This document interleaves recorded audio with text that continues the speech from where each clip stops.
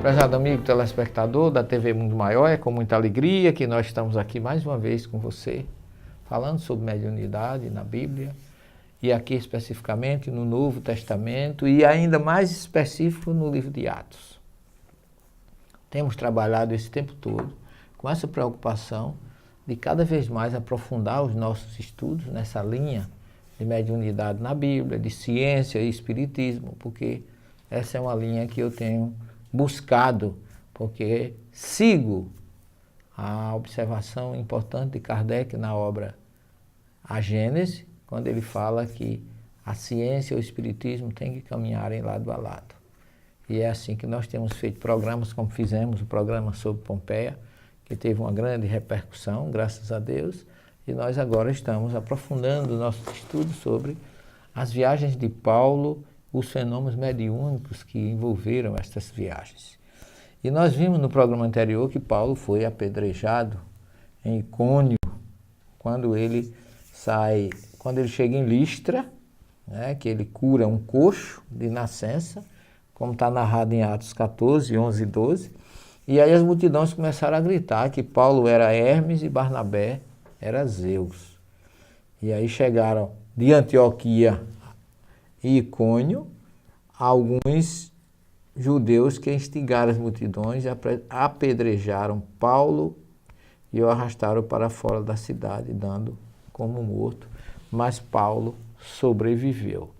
Nós falamos aqui que o apedrejamento não foi em Icônio, foi em Listra. Agora, as pessoas que vieram de Antioquia e Icônio é que instigaram as multidões em Listra, e Paulo foi apedrejado, mas sobreviveu porque ainda não era a hora dele. Vítima, exatamente, de um preconceito, de um antagonismo, por ele ter utilizado a sua famosa mediunidade de cura, curando aquele coxo de nascença.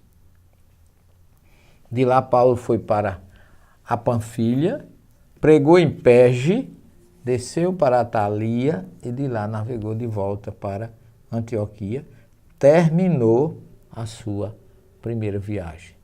Depois disso, Paulo vai a Jerusalém, se reúne com os judeus, que aí as viagens de Paulo têm, as datas são muito controversas, mas a gente tem a impressão que essa primeira viagem, pela lógica, como houve um concílio em Jerusalém no ano 49, e Paulo já veio depois dessa primeira viagem, tem-se quase certeza que ele iniciou ou visitou Jerusalém ao final da sua primeira viagem.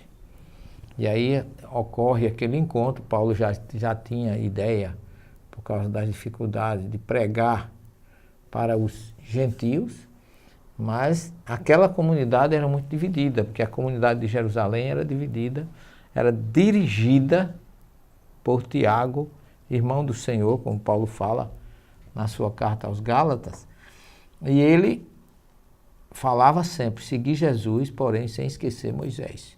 Então o grande problema ou o grande lance era que todo novo cristão tinha que ser, antes de ser cristão, ser judeu.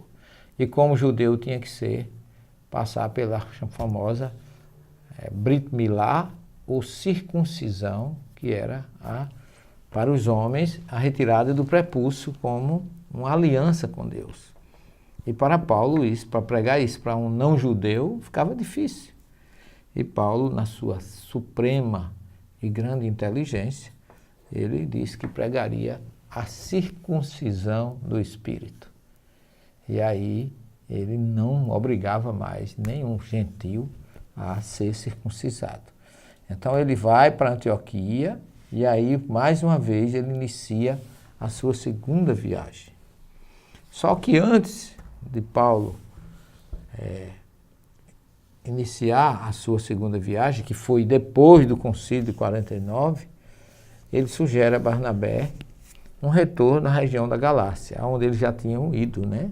Porque Icônio, Perge, Listra, toda aquela região onde eles já haviam Antioquia da Psídia, Panfilha, toda aquela região ficava ao sul da Galácia, e era exatamente a região que deu origem à famosa carta de Paulo aos Gálatas.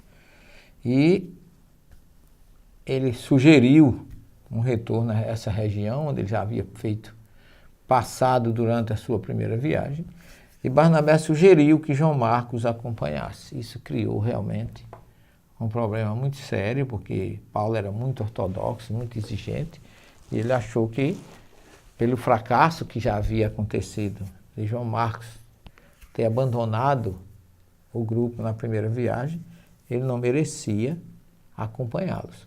Isso criou uma desavença muito grave, que, embora por essa dificuldade, Paulo não aceitou de forma nenhuma. É tanto que ele viajou para Barnabé, foi para Chipre com João Marcos sozinho, eles dois, e agora já havia uma divisão. Paulo viaja com Silas para a sua cidade natal, que foi Tarso. Quem é Silas? Silas era um dos judeus da comunidade de Jerusalém que acompanhou Paulo depois do concílio de 49. Foi ele que levou para Antioquia o resultado, as cartas comunicando as decisões do primeiro concílio em Jerusalém no ano 49. E ele foi o grande companheiro de Paulo na segunda viagem. Embora Paulo tenha feito tanta oposição, ou não tenha aceito mais João Marcos com ele, mas depois, já no final da sua vida, mostra que ele perdoou João Marcos, e na sua segunda carta a Timóteo, que ele já escreve na prisão, lá no capítulo 4, versículo 11, ele diz assim, ele narra, somente Lucas está comigo, ele narrando a Timóteo. Toma contigo Marcos e traze-o, pois me é útil no ministério. Então ele já em Roma, preso, ele sugere que Marcos seja trazido por Timóteo, e mostrando que aquela desavença, aquela dificuldade que houve no início da segunda viagem estava superado, segundo os conceitos de Paulo, que ele já tinha feito tudo que era necessário. Muitas dos seus empreendimentos, das suas obras já estavam plantadas. Não saia daí que nós já retornamos para a segunda parte do nosso programa. Até já. Como é possível mudar de vida sem recorrer ao suicídio? E se pudéssemos salvar vidas e o mundo melhorasse para todos nós? Juntos nós podemos. Invista neste canal. Invista em um mundo melhor.